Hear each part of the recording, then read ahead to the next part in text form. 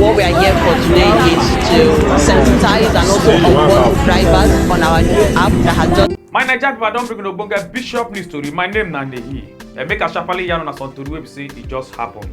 One senior custom officer wey name be SN Etop Andrew don come for collapse so during wey be say in dey present for the account committee of House of Representatives and im kpai when in dey answer question for the members of the committee yesterday on Tuesday wey be June 25th, 2024.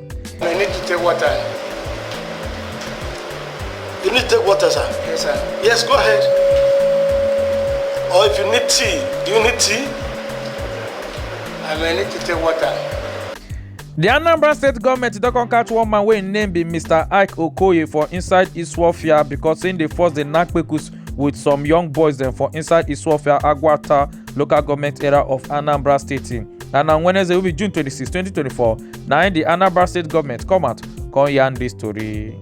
The All Progressive Congress chieftain wey im name be Joe Igbokwe don come yarn say e dey very beautiful and colourful for Davido and Chioma wedding wey be Chivito 2024. As im come dey yarn say but im regret and e dey very painful and im go yarn the truth too. Say because this wedding suppose to happen for inside Southeast say but because of indigenous people of Biafra wey be IPOB and also Eastern Security Network wey be ECN and unknown gunmen dem wey be say that dey worry those areas dem say na im make this wedding not take place for inside Southeast.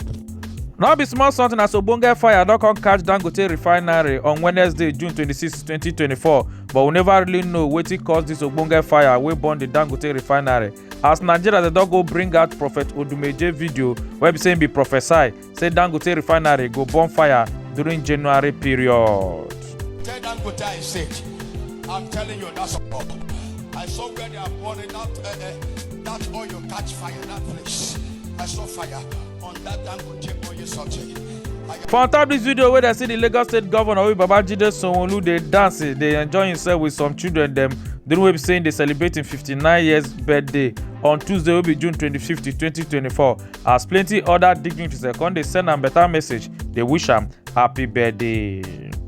The All Progressive Congress on Tuesday, June 25th, 2024, don come talk say they no care at all about the visit of the former Vice President of Nigeria, will be Atiku Abubakar, and also the former governor of Kaduna State, will be Nasir El-Rufai, and also some other northern politicians will be say that they visit the former President of Nigeria, will be Muhammadu Buhari, for inside a house where they for Daura, say because they want to remove President Bola Ahmed Tinubu on top 2027 election. They don't see two beautiful ladies them wey be say they carry their two left leg. It waka go Chivito wey be Davido and Chioma wedding yesterday wey be on Tuesday, June 25th, 2024, and they not get invitation card. Now so bastards they come bounce the two ladies them take come out wey make they come they waka up and down and they not get anywhere to enter inside the event center.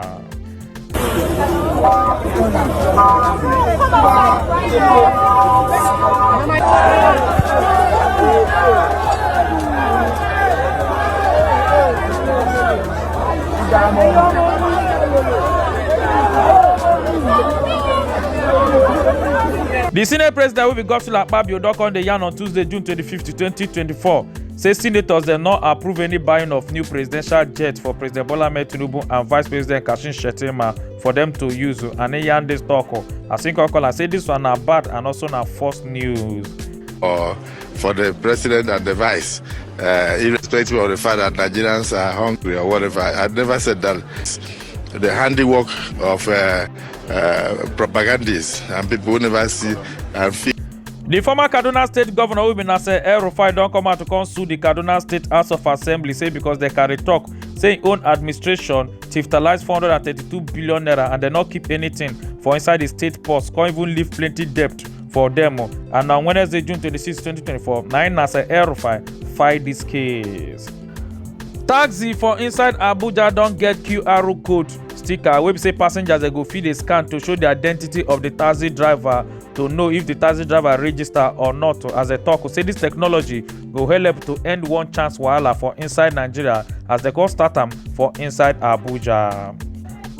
What we are here for today is to sensitize and also onboard drivers on our new app that has just been built. The app is to secure the lives of people who follow public transport in Abuja. We all know about the menace of one chance, And what we are trying to do is to eradicate one chance in Abuja.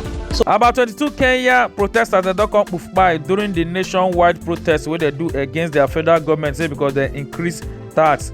But the Kenya president will be William Ruto don't come withdraw the finance bill where we say they take increased tax. So after 22 protesters them don't come by. And on Wednesday, June 26, 2024, then the president come announce they don't see plenty of ammunitions there where we say they import to enter inside Nigeria and for inside the One port for Rivers State. Now they see these plenty different guns them and different ammunitions there.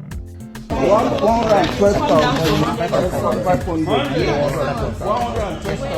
be shy. On let don't shake. On let shake. Oh God. This one is since you know the girl to come. He will come. Yes, now Bishop News Club. My name is Nanehi. Make una enjoy your day.